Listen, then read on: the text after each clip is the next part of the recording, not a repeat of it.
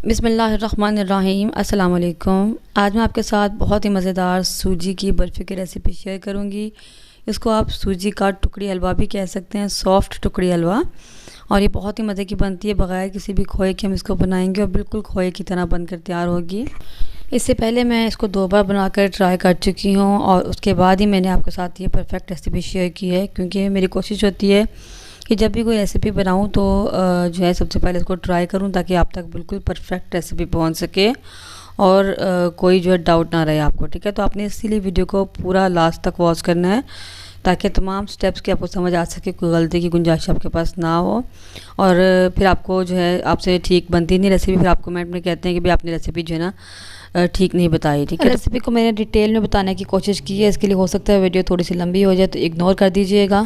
Video अच्छी लगे तो लाइक और शेयर ज़रूर करें, चैनल पर नए हैं तो चैनल को सब्सक्राइब कर दें। रेसिपी कैसी लगी मुझे कमेंट करके ज़रूर बताइएगा। तो चलिए रेसिपी को स्टार्ट करते हैं।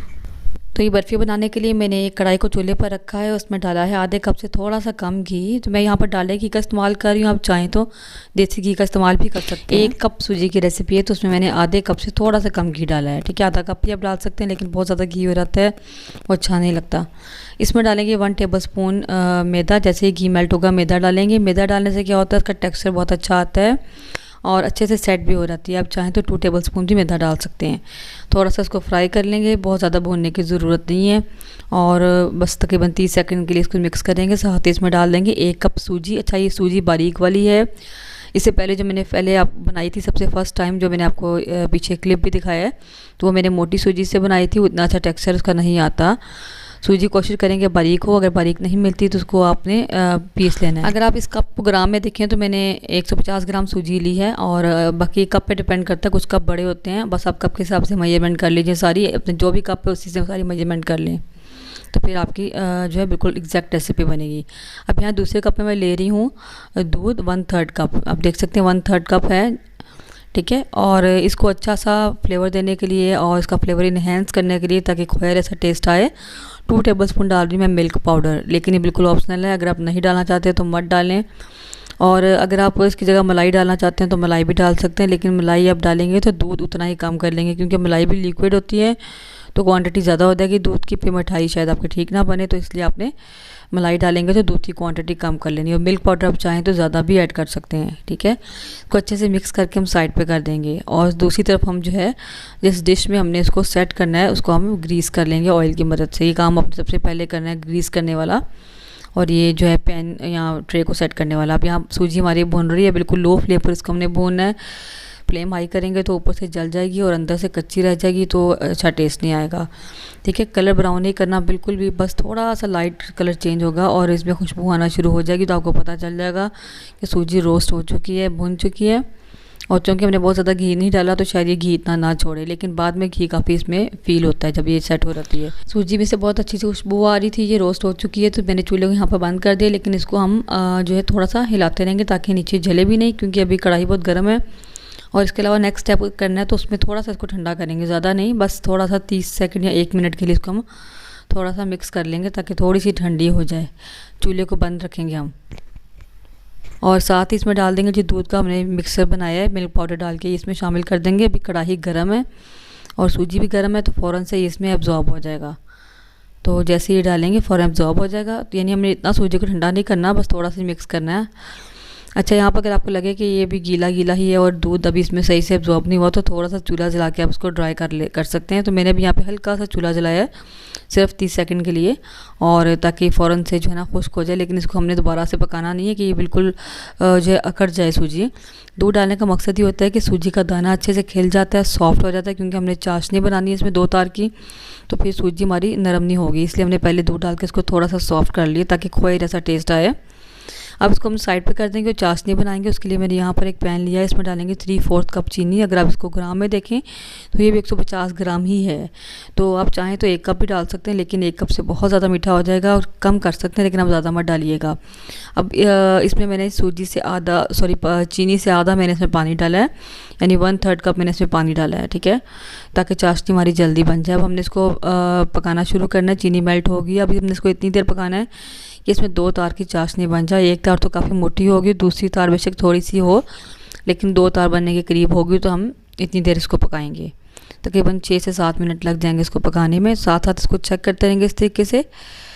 तो देखिए अभी जो है 2 तार की चाशनी नहीं बनी, थोड़ा सा और पकाएंगे। जब आपने चेक करना हो तो चूल्हे को बंद कर दें ताकि ये मज़ीद और ना पकता रहे और ज़्यादा जो सख्त ना हो जाए, ठीक है। एहतियातन आप चूल्हे को बंद कर दिया करें। थोड़ी देर बाद फिर मैंने इसको चेक किया, तभी 2 तार की चाशनी जो है ना ये नहीं बनी। थोड़ा सा इसको और पकाऊंगी 1 आध मिनट बस। तो थोड़ा सा पकाने के बाद मैंने फिर से इसको चेक किया है। तो देखिए आप इसलिए मैंने स्पीड स्लो कर दी। थोड़ी सी 2 तार की चाशनी बन रही है। फ्लेम को यहाँ ऑफ़ कर देंगे और सूजी जो हमने भूनी थी इसमें चाशनी को डाल देंगे और चूल्हे को चला लेंगे ताकि इसका पानी भी खुश्क हो जाए और सूजी हमारी सॉफ्ट हो जाए। अब देखें चाशनी इतनी गाढ़ी, अगर हम इस तरीके से दूध डाले बगैर इसको पकाते हो तो ये बहुत ज़्यादा सख्त और बहुत ज़्यादा क्रिस्पी से दाने बनते हैं, इसके मुंह में आते अच्छे नहीं लगते, ठीक है। दूध डालने से बहुत नरम सी हो गई है, इसका दाना नरम हो गया है जो कि बहुत ही मज़े का लगता है। खोया टाइप उसका टेक्सचर आता है।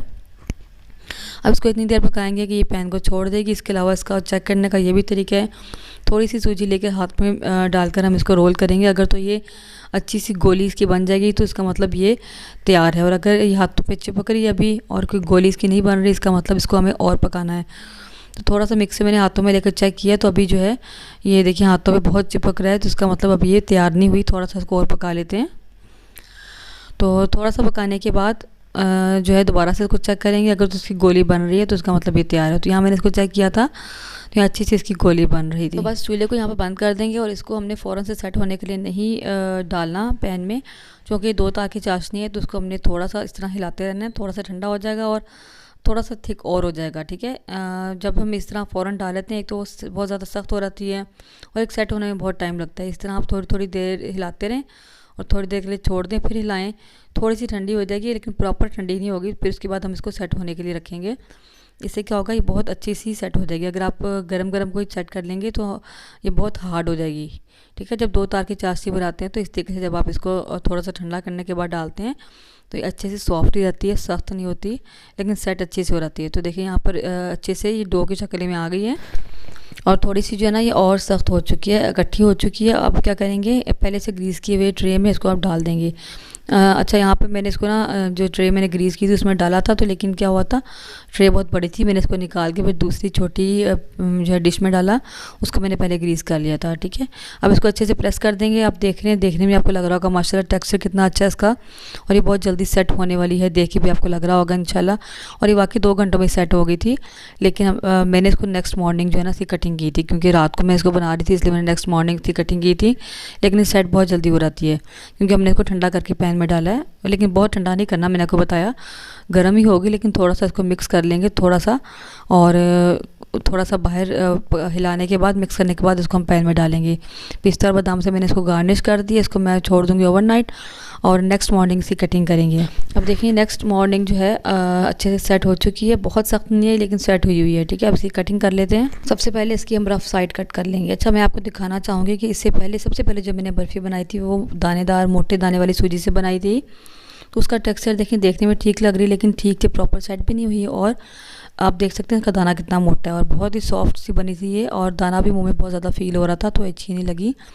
तो उसके बाद सेकंड टाइम जो मैंने बनाई थी वो बारीक वाली सूजी से बनाई थी और इसका टेक्सचर आप देख सकते हैं माशाल्लाह, देख के आपको लग रहा होगा कितनी परफेक्ट बनी है। उसके बाद मैंने तीसरी बार आपके साथ रेसिपी शेयर की है, तो इसीलिए वीडियो थोड़ी सी लंबी हो सकता हो जाए, लेकिन आपसे मुकम्मल मालूमात शेयर करना भी ज़रूरी होता है ताकि आपको अच्छे तरीके से समझ आ सके कि हम फर्स्ट टाइम बनाकर ही आपके साथ रेसिपी शेयर नहीं कर लेते, पहले बनाकर ट्राई करते हैं, मेहनत की जाती है, उसके बाद आपके साथ रेसिपी शेयर की जाती है ताकि कोई डाउट ना रहे और आपको बिल्कुल परफेक्ट रेसिपी मिल सके। तो देखिए इस तरीके से अब इसकी कटिंग कर लेंगे और कटिंग से माशाल्लाह आप देख सकते हैं कितनी माशाल्लाह सेट हुई है। थोड़ा सा मैं इसको चूल्हे पर सेक दे दूँगी ताकि नीचे जो घी लगा है वो थोड़ा सा मेल्ट हो जाए और जल्दी से हमारी बर्फ़ी आसानी से उतर जाए। इससे पहले भी मैंने सूजी और बेसन की बर्फ़ी आपके साथ शेयर की है जो आपने बहुत पसंद की। इसके अलावा सूजी का टुकड़ी हलवा भी मेरे चैनल पर मौजूद है और बेसन की बर्फ़ी भी मौजूद है बग़ैर चाशनी के। तो तमाम रेसिपीज़ का लिंक मैं आपको डिस्क्रिप्शन बॉक्स में दे दूँगी और उसको आप ज़रूर ट्राई कीजिए।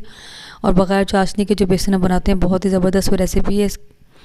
तो देखिए माशाल्लाह हमारी बर्फ़ी जो है ना हमने काट ली और कितनी ज़बरदस्त है माशाल्लाह। इसको मैं आपको करीब से भी इसका टेक्सचर और इसकी लुक चेक करवाती हूँ कि किस तरह की बनी है। अच्छा अगर आप इसको स्टोर करने की बात करें तो आजकल चूँकि मौसम चेंज हो रहा है तो उसको आप बाहर भी जो है 2 हफ्तों के लिए रख सकते हैं। और लेकिन जो कि चाशनी वाली होती है जल्दी ख़राब होने का भी डर होता है, पर गर्मियों में इसको आप फ्रिज में ही रखें और जब इसको खाना हो तो इसको आप निकालें, थोड़ा सा माइक्रोवेव करें, बिल्कुल फ्रेश हो जाएगी, फिर आप इसको खा सकते हैं। और गर्मी में जल्दी सेट भी नहीं होती है, सेट होने में भी ज़रा टाइम लेगी। तो मैं इसको आपको तोड़ कर भी दिखाती हूँ करीब से, क्लोज से, कि इसके टेक्सचर कैसा अच्छा, चूँकि बर्फ़ी होती है, जैसे आप खोए की बर्फ़ी बाज़ार वाली खाते हैं, और वो देखिए आपने सॉफ्ट ही होती है, सेट हुई होती है लेकिन नरम होती है। उसी तरीके से ये बर्फ़ी देखें तोड़ेंगे तो माशाल्लाह बिल्कुल सेट हुई हुई है, यानी बुढ़ती नहीं है, लेकिन ये कि सॉफ्ट है और बहुत ही जो है ना ये मज़ेदार लगती है। बिल्कुल लगता है जैसे आप खोए वाली बर्फ़ी खा रहे हैं, बहुत ही ज़बरदस्त टेस्ट आता है। मिल्क पाउडर चाहें तो आप इसको छोड़ सकते हैं, स्किप कर सकते हैं, उसकी जगह आप मलाई भी डाल सकते हैं घर की।